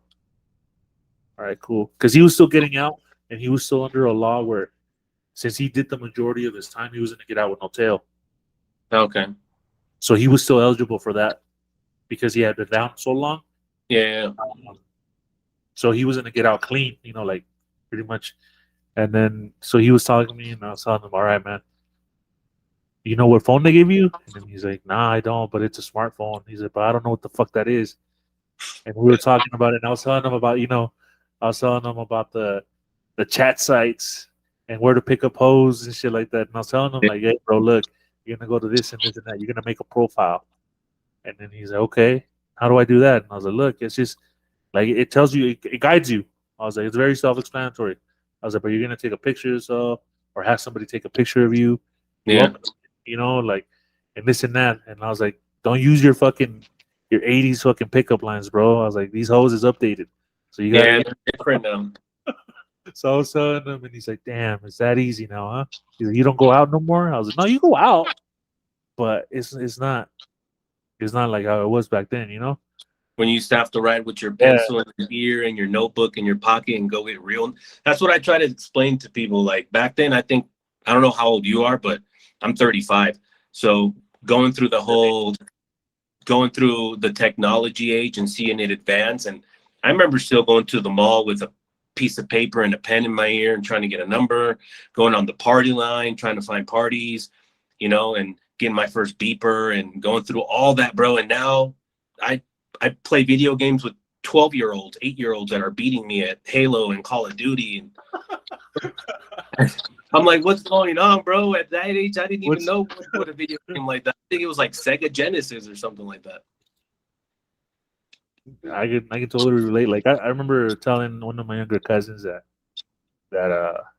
back in the day, I was like, "Look, bro," I was like, "Honestly, like nowadays, getting a number doesn't mean shit." Because the female, she can as easily go and change your chip, and that's it. There's that number. I was like back when I was a kid. Gave you her. Like, she gave you her number. That meant a lot. Yeah, bro. Because it was her house number. So you never knew who the fuck was answering. It could have Her her mom, her dad, there's siblings, whoever the fuck. But you were calling the house number. So if she really gave you her house number, you were in one way or another. Like the girl was fucking with you heavy. You know what I mean? That's what I try to tell him. Like you don't know what that is.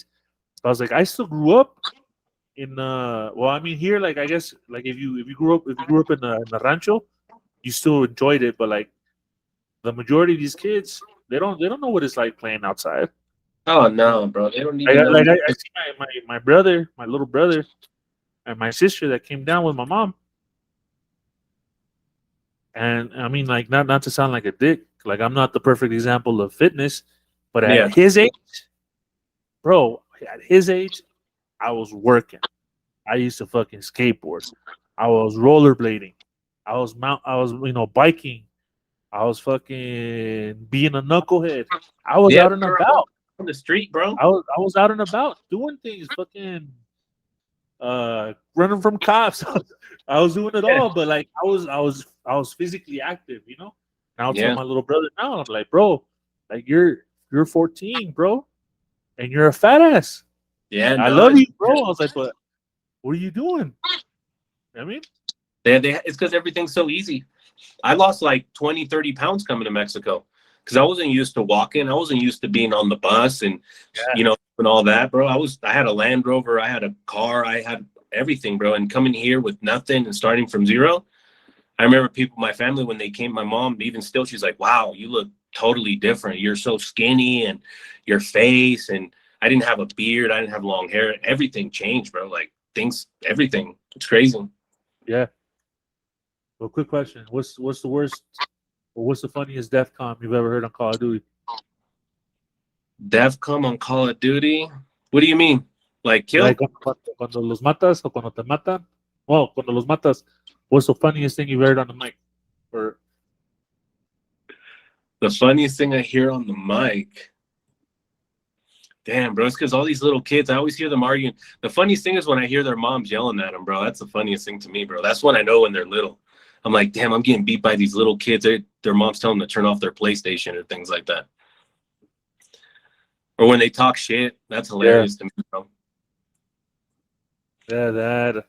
Just the other day, me and my cousin back in Denver or in Aurora, we were playing, and we were playing with randoms because not everybody was online, like not the full Yeah. squad.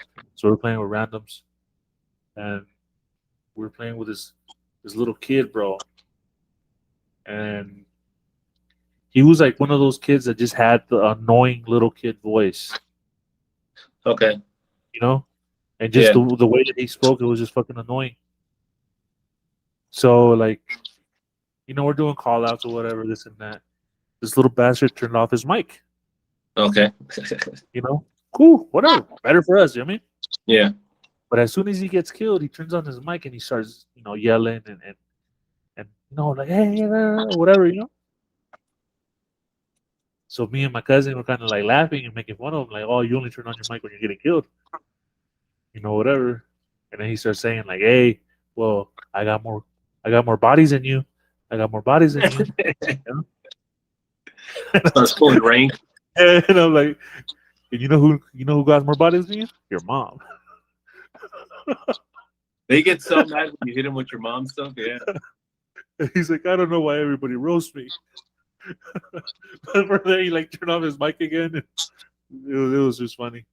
Yeah, But no, it's hilarious. I always roast them when I tell you when their mom comes in. I'm like, oh, your mommy's coming in? Let me talk to her for you real quick. Yeah, yeah. they do that, bro. And like I didn't even get into fucking playing video games till I got here. Because over there, like I was active. I was doing that more over there. Here, I kind of don't do it that much, but yeah, in the States, I did it way more. Like Going here, like bowling and stuff. my old my ex roommate got me into playing video games. Like if I was playing video games, I was playing like fighting games, like Mortal Yeah. Kombat, shit like that. And then he got me into Call of Duty and stuff like that, right? yeah. And then he got me into Call of Duty, and I came up on a PS4 un paquete the Nice. 10,000 pesos for like a PS4 and 10 games. Oh, hell yeah. I fucking jumped on it, and I bought the TV and boom. And I just ever got the since then, TV right now. I just bought one like 2 weeks ago. I need to give me a new gaming console. I don't even have a TV now. They're I on play sale on right now at Costco. no, but like I sold my TV last December. Okay. I sold it to one of my ex roommates, and he sent it to his daughter. Um, and like the plan was like for when my mom came, I was gonna have like another TV in the house so she could watch whatever, Yeah. this and that. But like I wasn't in a rush because like I'm always on the computer. I play the game on the monitors, Oh, okay. Yeah. So like I have everything set up where like I can just stay on my desk and I can fucking zone out playing.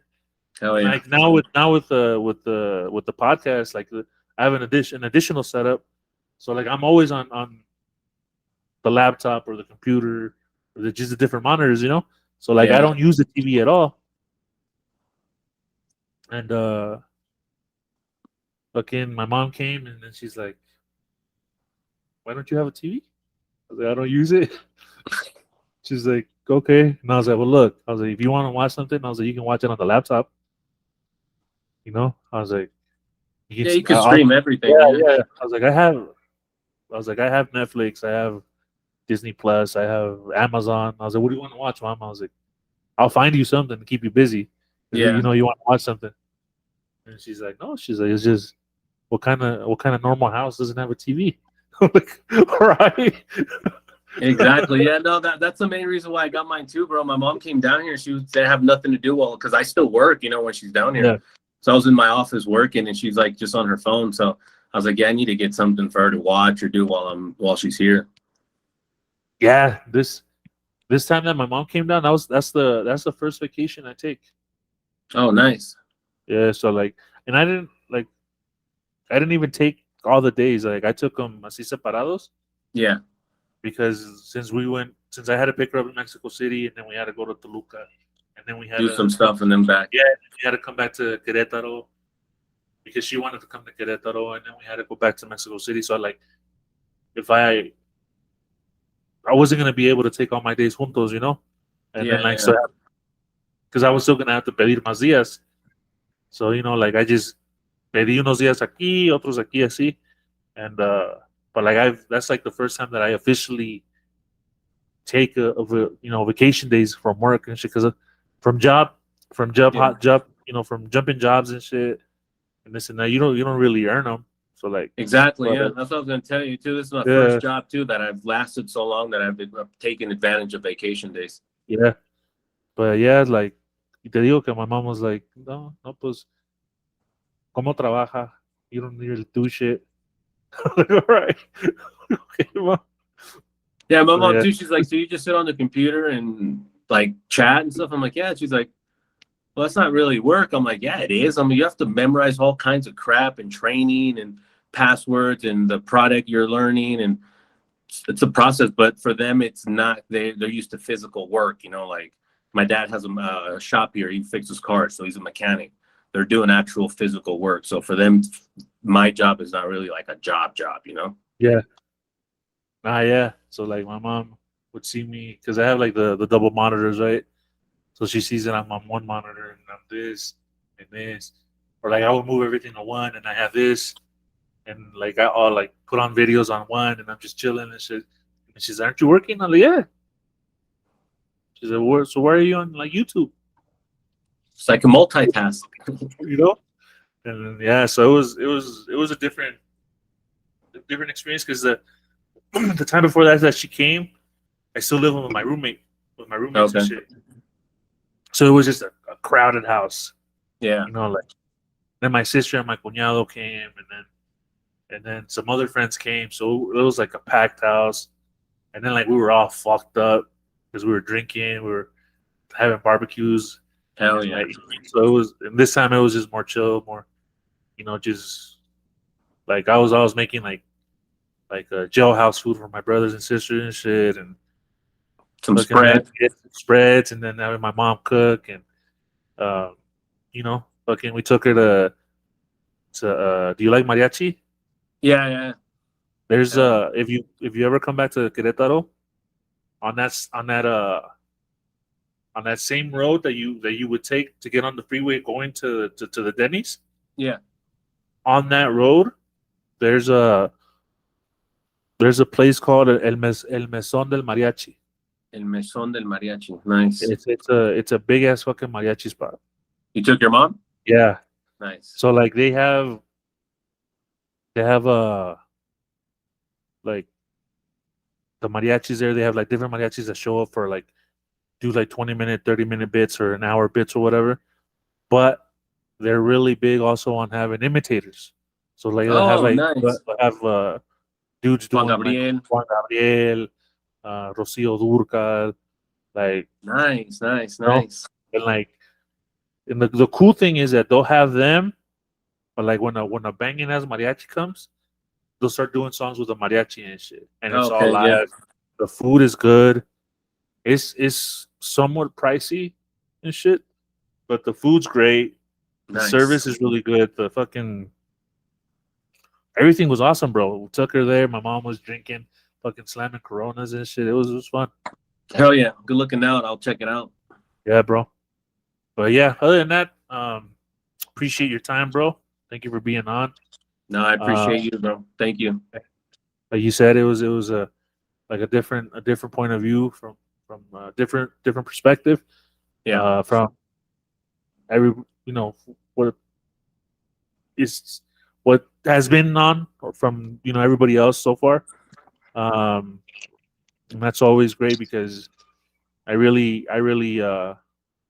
believe and think that having a collection of or having different points of view, different stories can be a guide to anybody that's facing or gonna be in the same situation that we've been through. Correct. Yeah. And like you said, like you were blessed that you had family here. I say it all the time. I was blessed that I found my family, and I had my brother-in-law and my sister here. When I got here, That helps a lot. but like, what about those people that don't have nobody here? Yeah, no, exactly. I think about that all the time. That's why I'm so thankful because I'm like, there's people who actually come here with nothing, who start in the streets, who go through actually suffering and being deported, like going through that whole situation. It's hard, bro. It's hard, super hard. Yeah, like people like they because they're deported, their family or whoever's left here doesn't take them in. You know what I mean? Oh no, it happens. Yeah, because bro, imagine like me. I was gone for 22 years. My grandpa hadn't seen me in 18 years. My family had. To them, all they know is I'm some stranger who's gonna come live in their house, Yeah. And who got in trouble, who's not coming to see them on the best terms, So yeah, because a lot of people like once they hear deportado, it changes everything. Yeah. Like you said, you just barely got tattooed, so you didn't look like that. But like me, I mean, I got this here, but like I was already tattooed, like my arms and shit, my hands, and like a little bit on my neck. So like I already looked the part. So as soon as people are like, oh, deportado, and then pareces pinche cholo. Yeah. Like, well, like pinche, you. They judge like, you right away. Yeah. So yeah, and then like I told other people on, like this is just to me it's just a starting point. Like I want to expand it to a point where like somebody reaches out and somebody's coming and hook them up with a job and I can help them out with temporary housing for them to exactly. It gives you a platform not only just for your podcast, but to have somebody reach out who's like who's gone through your situation or my situation, or who maybe just wants a little bit of guidance or some kind of help. Like you said, like I used to do that for a while, bro. When I first got here, I helped out probably 6-7 people where they'd come crash with me a couple days, show them the ropes, how to get your INE, how to do this, your CURP and all that. Yeah. It's a good platform to start with, bro. And it's great because you get to hear different experiences, people relate, people connect, and you get to build from that, bro. It's a great, that's why I appreciate your time and everything, bro. Letting me come on your platform and talk a little bit about my story. Yeah, and then from there, of course, like I I wanna put out a second podcast, but that was like more entertainment Yeah, because like I told some of my other friends is like we have a huge market, bro, for huge. us, but like we don't take advantage of it. I see a No. couple people here and there that, but they don't manage it right. You know what I Yeah, mean? no, we should have our own radio stations. We should have our own, a lot of things that we need to communicate or hear somebody talk, you know? Yeah, but like we don't. But we don't. Nobody does it, But and we have the people that have the talent, but we yeah. don't. But um, none of us have either the platform or The are resources taking too. Yeah, or are taking the time to actually make it happen. To be correct. like, Yeah. hey, bro, like you know what, you can do this. Come on, I got the studio time. Come on. I mean, like let's. You know what I think too? It is a lot has to do with it, and I don't know if I sound wrong for saying this, but the mentality here in Mexico is very fucked up. They don't like to see somebody do good. Instead of asking or instead of approaching you, be like, "Hey, bro, you're doing well, man. I like what you're doing. You know, show me the ropes, or like I want Yeah, to be like." They kind of like automatically assume the worst or talk shit or he probably stealing or he's probably doing things wrong or he only has that because he knows the owner. Like it's always some kind of hate, bro. And I think that's what has a lot to do with us not really trying to jump to do it because we already know we're not going to get the support that we're expecting to get, you know? yeah. I completely agree on that. And nah, not me, bro. Like No, and that's good that you're doing it, bro. And you're gonna do way better than you're doing now, bro. It's just gonna go up from here. yeah, appreciate that. And like I said, like I already have the outline and the like the scripts or the work in Yeah. progress for the next podcast. Which I want it to be like a horror, like Okay. mano peluda type shit. I don't know if you know the Yeah. mano Yeah. peluda. Like sometimes like that. And from there, like my spare bedroom, I'm gonna make it into a studio, bro. I've already Nice. been looking at everything that I need to actually get it going. Like I have like my ex roommate can rap his ass off, bro. So I want to get him fucking rapping, bro. Put Hell your shit yeah. out there, bro. Yeah. Yeah, it's because you sometimes you got to put people out there. You know, who knows if just by doing one of your shows, one little freestyle or something like that, the correct person can view it. Y de ahí sube, bro. It's Yeah. always about the right timing, everything. But I mean, like nowadays with like social media and shit like that, it doesn't even matter if the right person sees it. Yeah, it just It's goes just viral. it goes viral. Like, Yeah, bro, like once you go viral, make your own pages, put your own shit out, yeah, record your own shit. Just learn how to edit it, put your own shit out. yeah. There's a lot of people that are doing it like that have Yeah, started like that. Yeah, make be a now you can really be a made man. Like you made yourself. You know what I mean, like yeah. make your own pocket, make your own bag. Um, Oh yeah, and so like yeah, get him. Like I want to do a comedy one. Like I said, like I have really dark fucking humor, and I know a lot of us do, and yeah, I think that like the most of us we cater or we consume all this content from all these comedians or all well everybody in the entertainment business, but none of it's made for us, bro. Like no. It's rare to find something made yeah, for our kind of culture. and we can relate to it and we consume it and we find it funny, but like I said, like nothing's made for us. Yeah. But like, wouldn't you love having a fucking comedian that's just like you that can fucking relate to you? And bro, motherfuckers is gonna tear that shit up. They're gonna fucking love it. Yeah, exactly. And Yeah. I'm pretty sure that there's somebody out there that has the talent to do it. And if we can get them on and fucking put them on, bro, do it. Hell yeah. I mean, No, that's good. Everybody those helps are out everybody. yeah, those are the type of things that I'm looking for that I want to push for. And it's like I'm really big on the whole networking thing. El sol sale para todos, bro. I mean, Oh yeah. If you do it right, everybody can gain from it. yeah, Social networking right now is such a plus. If you do it correctly, There's people getting paid just from doing podcast videos. I watch Theo Vaughn, the Kid and the Fighter. I watch the Joe Rogan podcast, and yeah, bro, they're pushing millions of views, bro. You can do it, but they're hitting that target, you know. You Yeah. need to hit once you hit your target, bro, which is people like us and things like that. Where here in Mexico City, there's thousands of us, bro. There's hundreds of call centers with hundreds of employees, bro. Yeah. And all over, bro. Like, not just Mexico Not just City. here. Yeah. Guadalajara is another call center city. Rosarito. Yeah, Monterrey, fucking all the TJ.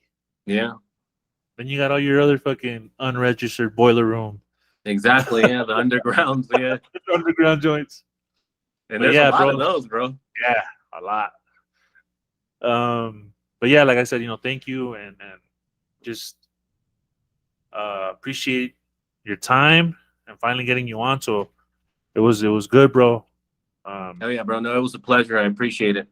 Yeah, and one of the things is later on, I don't know exactly. I'm still planning on the date, but eventually, I do want to plan like a big ass fucking live session with everybody that's been on, like a big ass carne asada, and blog it, and that Hell would be yeah, like bro. like a YouTube exclusive, and just have everybody there, like like because basically I'm the one that has met or that knows everybody in between. Yeah, Like there are people here and there that know each other, like Donna, like Edgar from Sinaloa. because I think Alex. Cindy knows you through Kings, right? Yeah, Cindy and Mal know me through Kings. Yeah, I Kings met is my Kings too. Yeah. Then so Arambula, right, Edgar? Arambula? The one that you did the last podcast. I think I've seen him. 16? Yeah, I think I've Yeah, seen him. Yeah, because he worked at call centers. He looks familiar. Yeah. Yeah.